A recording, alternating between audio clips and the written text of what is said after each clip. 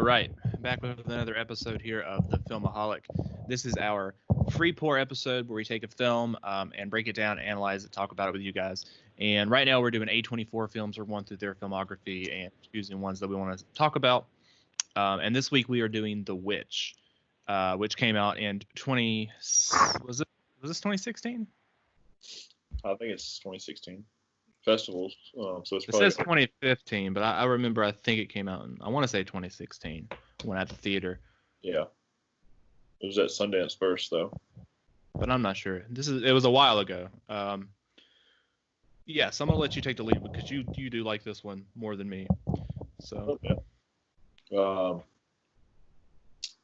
I think I like his movies overall so far more than you. yes. This is my kind of horror movie these days. This is what I think it should be. Now I will say the first time I watched it, I gave it a 2.5. Just meh. Didn't get anything from it really. I mean, there were some cool things as far as like the folktale, the New England thing style they had going on. But I didn't really get much from it. And when I watched it today, I did like it more. I gave it a 3, which means not bad. But I didn't give it a like because it just overall I don't feel like it's for me. I know, and that goes for The Lighthouse too, because that's what I have the rating as right now as a 3. I don't think they're bad, but I will say after I watched 2 videos kind of breaking it down and help explaining it to me and give me some more insight into it, I do like it more now. So the next time I watch it in the future, it may move up to a 3.5 and a like. I don't know yet. That's what mine's at right now. But if I rewatched it, it'd probably be a 4.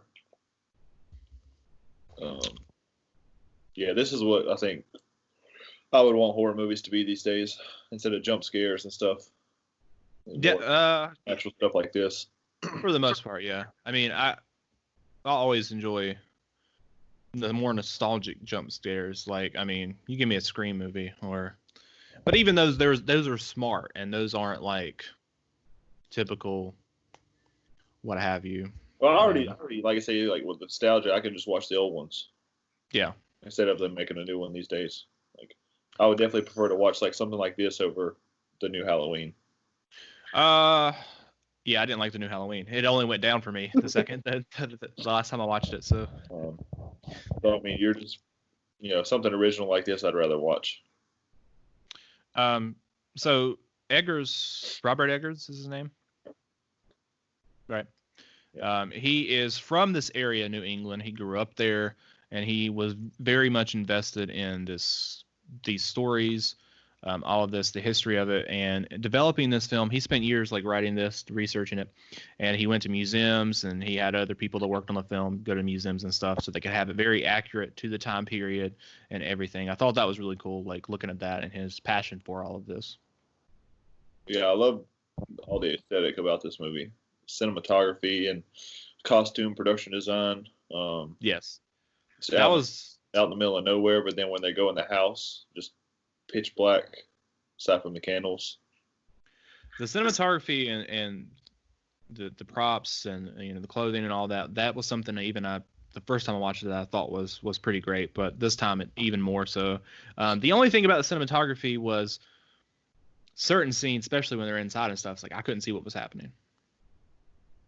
Well, as the lighting. Yeah. So like that's what the first time you said you never got to see Black Phillip. Which I guess you did this time. You're talking about like in human form. Yeah. Yes, but I could barely see him because it was so dark. Yeah. But even that, so it might sound ridiculous, but that's like not when I'm talking about like seeing Black Phillip, like I thought it was going to be the goat standing up and he was going to be talking as the goat. Oh no. Which is something like they do kind of like experiment with in like Sabrina, the show on Netflix. Making. I gave up after season 1. The season 1 was okay, but it's not for me. But that's what I thought we were gonna get because I'd heard so much talk before seeing this film about Black Phillip. That I guess I got my expectations too high on that. Yeah. Because I don't think I'd heard anybody really talk about this movie. I'd heard about it, but it's like you said you kept hearing about it. Yeah, I mean, I kept hearing about it from like a lot of people like that worked at the theater that saw it, and all they would mention from it was Black Phillip. Now, when the film was at my theater, I do remember seeing that last scene. So I'd seen that before I saw anything else with them floating. Oh yeah. Which I didn't really know the context of it, but I knew that was the end of the movie. Yeah, that's what I wasn't really looking for. Like when you told me you don't get to see him, so like I guess my expectations weren't as high. Yeah, lowered it down a lot for you. I don't get to see him, and then when I did get to see him, I guess I was excited. Like, yeah. Oh man, there he is. Oh, you liar. But yeah, they keep it very accurate to everything with the dialect, which was something that I appreciate on the filmmaking side of things and the acting side, that they were able to do that, make it sound like the people actually would sound back then, and they make it believable. But it just, I mean, that wasn't something that I really loved, the dialect, because I couldn't really understand them that well. Well, it was the dad and the two little twins that I had a hard time. That's what made me turn the subtitles on. Yeah. Our lead, I could understand her throughout the whole thing, but the other characters I had trouble with, especially the dad. And the subtitle, I had the subtitles on, but still, like, some of those, the wording is confusing for me at different times. That old English. Yeah. Like, one thing we'll talk about here in a second, but I want to talk about a few other things first. One thing, it wasn't actually filmed in the New England area. It was actually filmed in Canada, which I was a little bit surprised. But they wanted to film it in New England, but apparently, like for tax incentives and all that different reasons, they had to film in Canada. But I think they did a good job making it feel and look like that New England historical look. And the film starts off with the family. They're pretty much, they leave the town, forced out of the town, whatever you want to say. And that's what the article or the video that I watched pointed out, was that she was the only one, even at the beginning, that looked back at the town. And even when she was still in that room with everyone else, she hesitates to leave when they're all leaving. She doesn't want to leave. She wants to stay there. She doesn't want to go out into this new world that her father is essentially creating by taking them out and to that farm. Yeah, her brother's the one that kind of snaps her out of it. Yeah. And kind of through the whole film, she longs for Christ, is what the video said. Tries to ask for God to intervene and help her out, and that never happens in the film. I think you said you watch videos. I got an article that just breaks it down. Like the main theme is like all their sins. Like that's like the order that they get killed. Or not the order, but like I guess why they were killed. Yeah. It's one of the things I looked at, said it was a seven deadly sins or something like that. Which I don't have those in front of me or how they broke it down, but that was one of the things that it talked about, because I don't know about all 7. I mean, I could see some of them, yeah. But yeah, because then it's also shown at the end of the film, she's the 7th one to join at the end when they're all floating. So it also goes back into that. But yeah, I don't know. I'm trying to think like all the ones you would point out. I don't even really. I would have to go look at them. I know lust, obviously, and that's what we can go ahead and talk about. Yeah, is Caleb's lust for his sister. Yeah, very in much. the film. Weird. But that's one of the things where some of the themes in the film. You got the religious oppression in the film, but you also have the sexual frustration, oppression, whatever you want to call it. Where, I mean, there's no one else around either. Like, they're taking them out in the middle of nowhere, so they can't have any contact. Excuse. No, but it goes into a lot of things as far as his character being attracted or not, lusting for her because there's no one else around, but also her like not being able to express her sexuality because Yeah. there's of her age and how they're treating her, her family and father and whatnot. Her gender. And at the end of the film, that's shown with her liberation, taking her clothes off, all of that that is shown at the end of the film. And I don't know. I don't know what you think or what, the videos. Like, I'm assuming that she did have sex with the devil at the end. I did not get that. That was what I got with her taking off her clothes. That was not being sexually repressed anymore, being able to go after what she wanted. I mean, I guess it's possible. I didn't get that she had sex with the devil. She signed his book. I don't understand any other reason why she would take her clothes off. Well, I don't know. The video that I was talking about was like her just being free, and that shows of her ridding herself of her family and her past and society, and all of those restrictions they put on her, so that she can be free now and do what she wants after she signed his book. Although she's with him and with them at that circle, but I don't know if the devil's really has sexual desires himself. Like, I don't know. This article just talks about, when she sells her soul, then undresses, and it said that she implies that she has submitted to her sexual desires as well, which is what I got when I watched it. Which I agree with that. Her sexual desires. I just don't think that she like literally had sex with the devil. Not sure. I had to watch it again. But maybe I missed something, because I also missed this other thing we're going to talk about here, and that's the fact that the baby actually wasn't the father in this movie, his kid. Yeah, apparently, and I missed it too. Yeah, I don't know. Like, apparently, the mom had an affair before they left the town with someone else.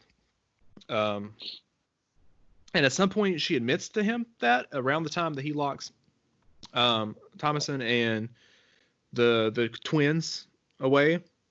I'm guessing it's supposed to be in that whole speech she was making, but like you said, I didn't get that vibe at all. Like, when I rewatch it, that'd be one of the things I have to look out for, because when I read that, I was like, nah, don't know what this is talking about at all. But yeah, I didn't really like it. It cuts to after she apparently makes that, speech and everything. It shows also the bird on her nipple and everything, and yeah, all that. That's where I was like, I don't know. I think I zoned out or something. Came back and I was like, what is happening? Well, she was, I guess, a vision or whatever of Sam is the baby. Right, being held by Caleb. Caleb was holding Sam, yeah, and then I guess she thought she was breastfeeding him, and it was not. Which, there's the whole situation with Caleb too, where, he's lusting after his sister. He ends up out in the woods. He gets lost or whatever, and then he comes across that witch who takes him in. Yeah. And then the next time we see him, he's naked. Do you think they had sex? Yeah. Because I think that's more okay. I think that's more likely. That's like, if you were talking about lust, like, that's just another example. What is that? Yeah, that's exactly what happened. Right, and I think that's essentially what killed him. Too, was doing that with a witch, and then coming back. Because she crushed up his brother and ate him. That was the same one? That was the same witch? Yeah. Okay. See, I didn't get that either. See, that she was just in different forms so she could pull him in. Okay. Because I thought when I was watching it that Satan was, Black Phillip and the rabbit and all that, but apparently all those were the witch. And Satan was just Black Phillip. Oh, okay. Yeah. The witch was like the rabbit and stuff to keep, to be around. Just taking different forms. But yeah, she just did that to attract him in. Because I can't imagine him wanting to be with that older witch, the way she really looks. No. I just didn't know, because there were 6 out there in the woods, so I didn't know. But then, he does come back in, and I thought his whole death was weird. And that was another thing I didn't understand. Like his whole rant and speech before he died, his prayer or whatever, talking about the Lord's mouth and being in his lap and everything. Yeah, I have to watch it again. Was very creepy. And I didn't know if that was something I missed and he was supposed to be actually talking to God, or I thought it was a wicked thing. I thought like he was definitely taken over by the devil or something in that scene. I didn't really have a full understanding because at first, like I know he was like kind of possessed, I guess. Yeah. And I was assuming at that point he wasn't anymore since they were praying and he was asking for forgiveness. Well, then part of that though is the twins had already made a pact with Black Phillip. Signed that. So I think that was part of that prayer too, was that they were there and involved in his death in that way. Yeah. And he also throws up that apple. Well, it's like the first sin, kind of. Yeah, I mean, that's also something else when I was watching the videos that talked about how relating to like Adam and Eve. Yeah. And that's another thing about clothing in the film and taking clothing off and stuff was in relation to the Adam and Eve story, the Garden of Eve and all, or was it the Garden of Evil? Eden. Yeah. All of that stuff in relation to this story, which was interesting. Did you get that the father dropped the axe, the hatchet, on purpose? At what point? When he dies. Can't imagine he would have. See, I took it as he couldn't hold it. He was dying and just couldn't hold the axe up. And then he says that to the Black Phillip before it kills him. But the video that I watched talked about how he had dropped it on purpose because he essentially just gave up because he had lost everything. Maybe, but I don't know. Yeah. And also just the father in general and his pride, and he just a kind of sucky person in general. I mean, he can't do anything. Yeah, he was told that. Yeah. All you can cut wood. That's all you can do. It's all he can do is cut wood, and that's what falls on him when he dies too. Yeah, like I just started laughing like when they were hunting in the beginning, and he just shoots it right in his face. Like, oh man, this dude's blind now. It's over.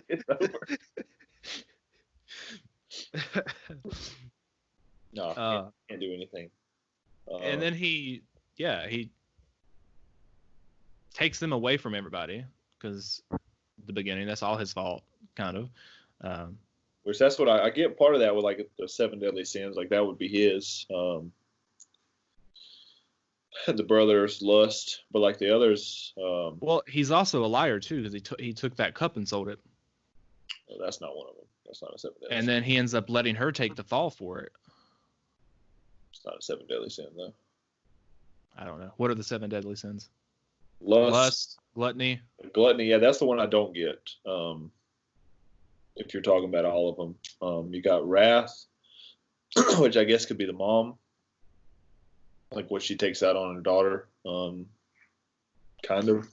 That was something else in the videos. They talk about how she takes so much anger out on her daughter, and women back in that time period blaming other women as far as accusing them of being witches, and all of that, yeah. But then you got greed, sloth, and envy would be the other ones. Like you said, you already said pride.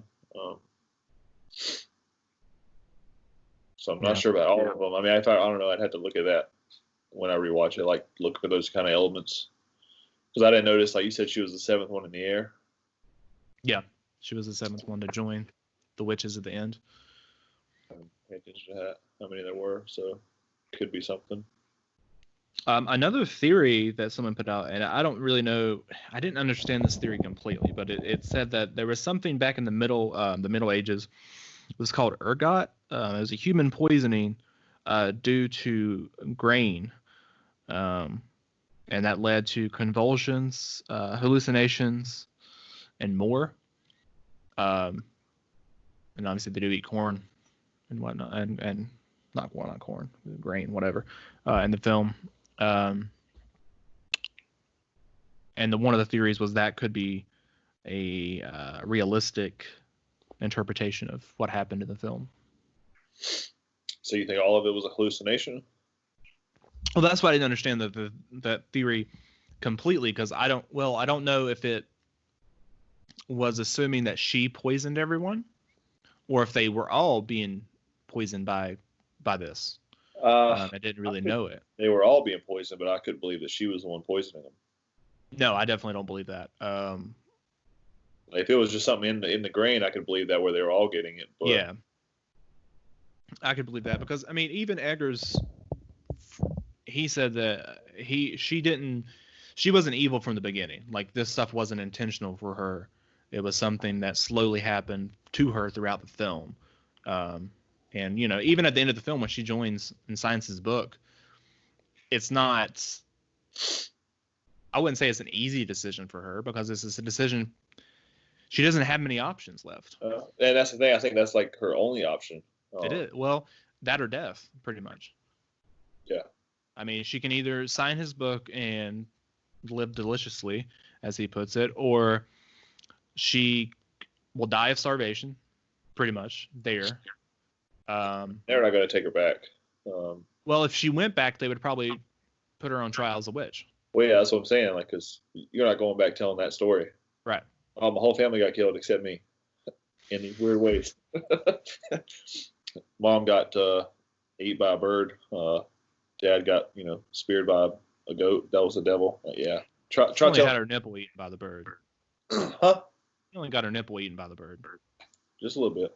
Just enough. She got her face slashed with that knife. Yeah, she ain't make it, bro. But yeah, go try telling that story as a woman back then. This is not happening. You might as well just kill yourself. Well, some of these things are just so weird anyways. Like, the beginning when the baby disappears. It's her covering her eyes and doing that for like a second. The baby's gone. And I don't really, like, how can you realistically believe a wolf came up that fast and got the baby? Better than believing something else, I guess. I guess. Like, I mean, that's the only thing I can think is, like, you want to believe that it was a wolf instead of something like, if you're assuming that it's the devil, I guess, like, tempting you or whatever, or putting you through a trial, I guess it'd be easier to believe. Well, it was a wolf. Don't worry about it. Nothing's wrong. We're not cursed. But yeah, like you have that instant, and then other times throughout the film that they just, the way they act towards her,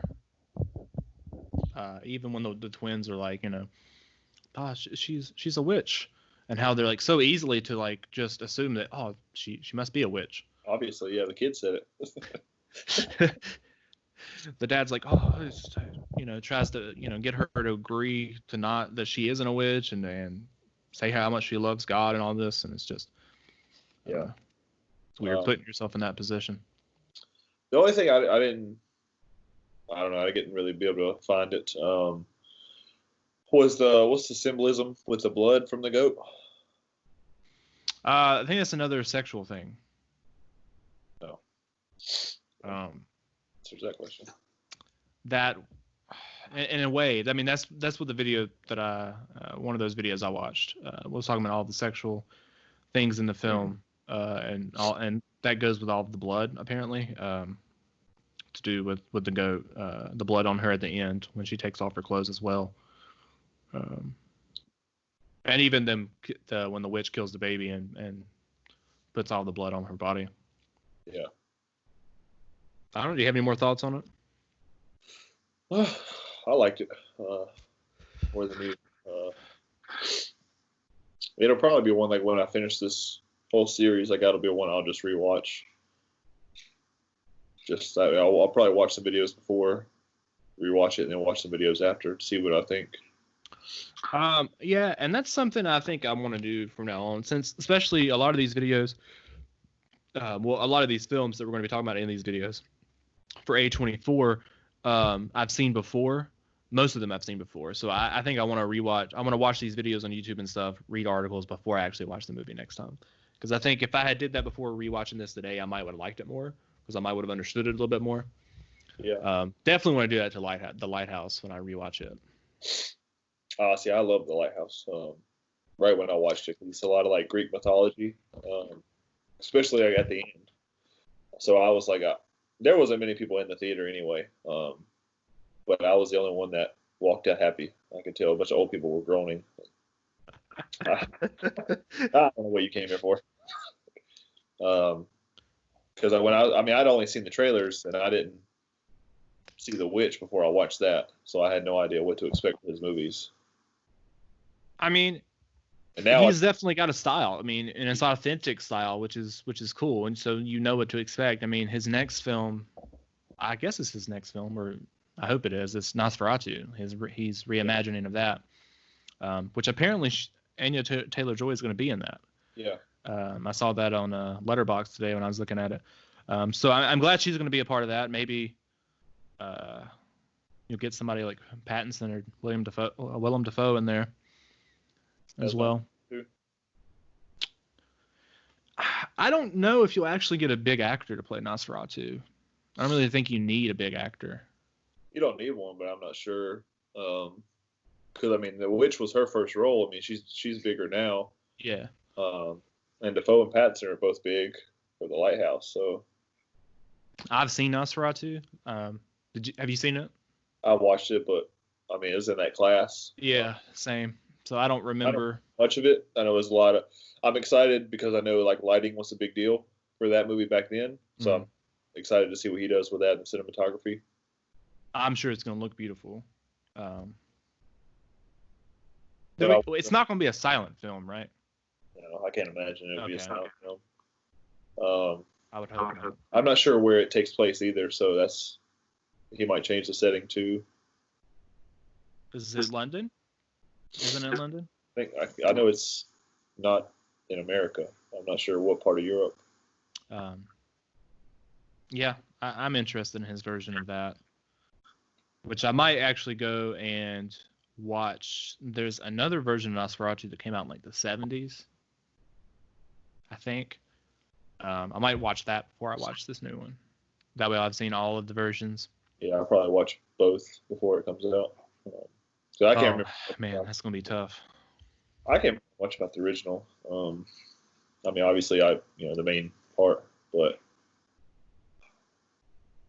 yeah, I'm interested to see what he does with it. I know the cinematography and lighting will be good. I want to know, if it keeps the aspect ratio the same of the Lighthouse.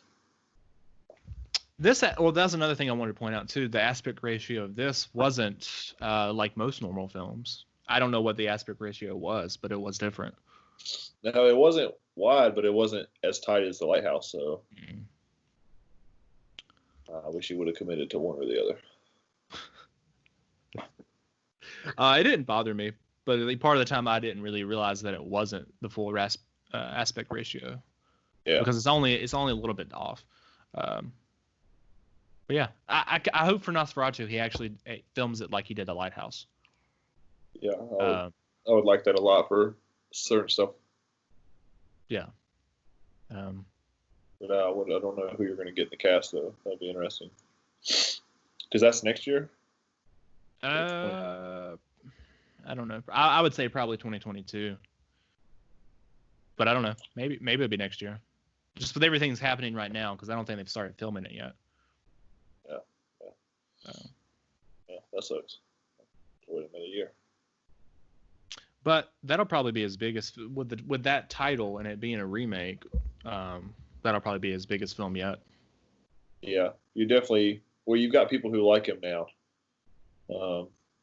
Yeah. Know what to expect, and then that is a big title that people have heard of, so they might want to come see the new version. Because these other films, well, I mean, The Witch came to Regal, so did The Lighthouse. So I mean, I'm surprised The Witch came to a theater like Regal. Well, that's what I was looking up. Apparently, it was supposed to go like straight to like streaming and stuff after Sundance, but it got so much praise that they pushed it out for distribution. That's interesting. Uh, Which I saw the Lighthouse at the Fine Arts Theater here in Nashville, which that was a good presentation there. yeah, I saw that. I had to drive to Charlotte to see that.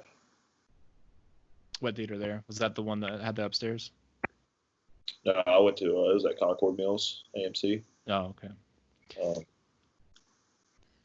I think it might have came here after, but I wanted to see it right then, so I'm not waiting.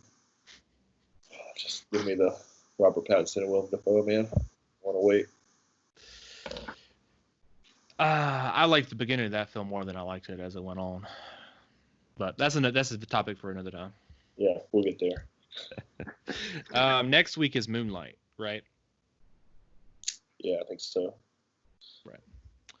Hot Which I like a big deal bigger than this film. I will say that.